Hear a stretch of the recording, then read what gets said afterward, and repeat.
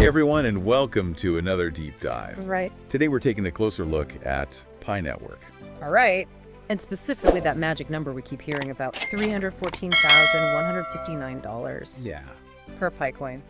It's a figure that's gotten a lot of folks, especially early Pi users, really excited. But is that price tag even remotely possible? Right. Or is it just wishful thinking, driven by all the hype? Yeah. We're going to break down what really drives a cryptocurrency's value, focusing on two key things: Okay. liquidity and tokenomics. By the end of this deep dive, you'll have a much clearer understanding of what it takes for a cryptocurrency to succeed, and whether PiNetwork has what it takes to reach those astronomical heights.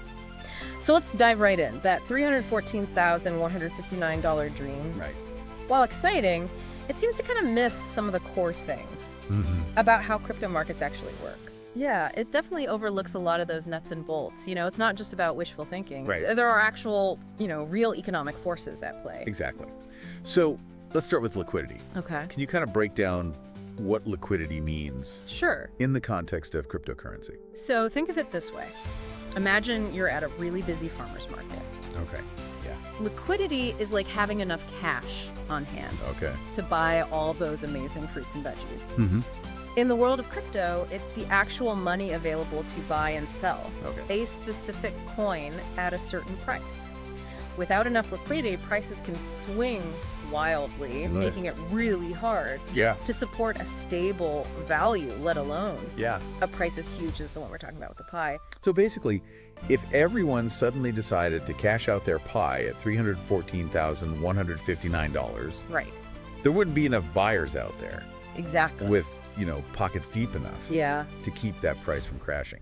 Yeah, there simply wouldn't be enough money out there. And to really get a sense of how wild that $314,159 dream is, let's look at the numbers.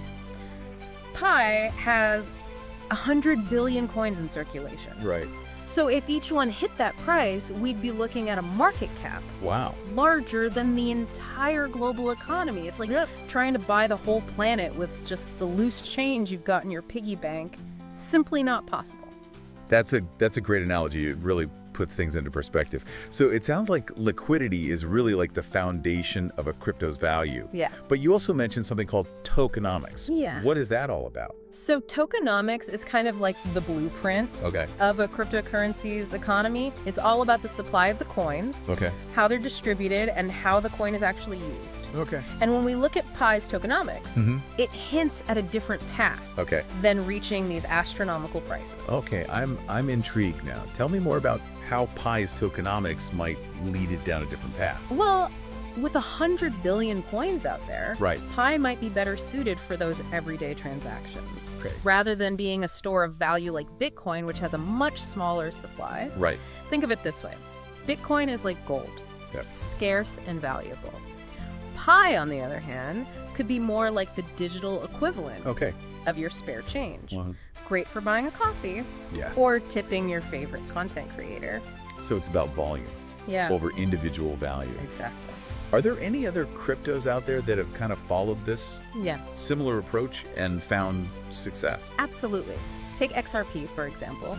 It also has a massive supply and focuses on facilitating super fast and low cost cross-border payments. It's really carved out a successful little niche by being practical and actually solving a real problem in the financial world. That's a really interesting comparison. So it sounds like Pi's potential might lie in becoming this widely used currency for day-to-day transactions rather than shooting for the moon. Exactly. In terms of its individual value, it's about those small but frequent uses. Exactly. Yeah. And that brings us to, I think, another really crucial piece of the puzzle here: real world utility. That's what gives a cryptocurrency lasting value. You need to be able to use it for something that you actually need or want. So let's talk about that.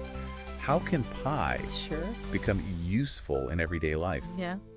What kind of real-world applications are we talking about here? Well, just imagine a world where you can use your Pi to pay Okay. your morning coffee, tip your favorite content creator online. Right. Or even buy groceries. That's the power of real-world utility. That does sound pretty convenient. Yeah. But how do we get from where Pi is now to being accepted at my local coffee shop or supermarket? Well, the really cool thing is that PiNetwork's peer-to-peer structure is actually perfect for this.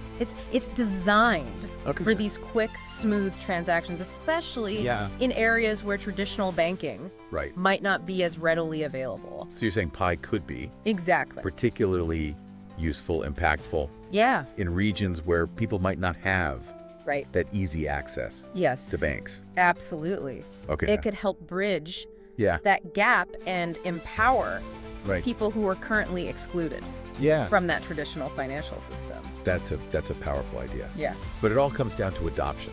Right. How do we get businesses and individuals to actually start using Pi as a legitimate form of payment? Well, that's where the Pi community comes in.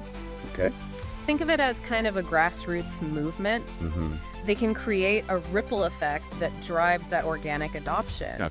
By, actively using Pi for those transactions, encouraging businesses to accept it.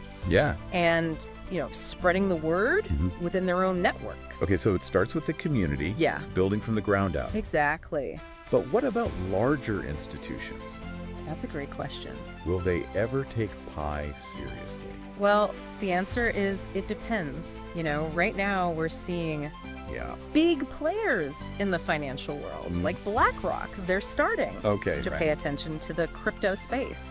They're looking for projects with solid fundamentals. So if Pi can demonstrate exactly real-world use cases, right, a strong, active community,